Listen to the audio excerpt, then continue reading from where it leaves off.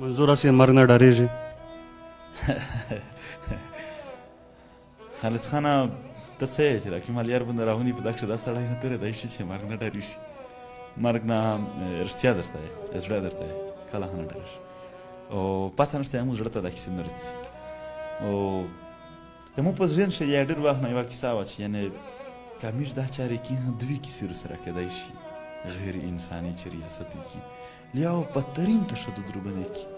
یا مې مړوي. خو دا بیړې ته موږ ډېر کلونه نه اول زړه تام کړی دی ولور مې بس د داسې په شي عادت شوی چې په دا کیسې کښې یعنې موږ لوړ ذهن ته هم دا کیسې نه رسي چیرې. یعنې ته به ژوند پوهېږې چې په تو تشدد کېږي یو داسې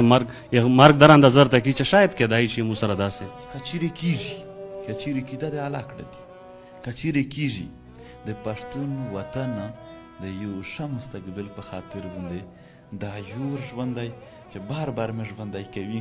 په والا چې پښتانه ښه ژوند یو دغه د ثقافتي اسلامي دیني ژوند دغه د خپل یو خوشحال ژوند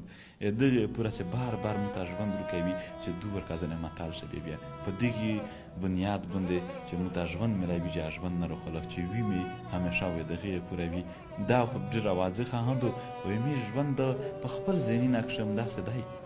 وی وایي چې او څه سوچ وي مې متلی چې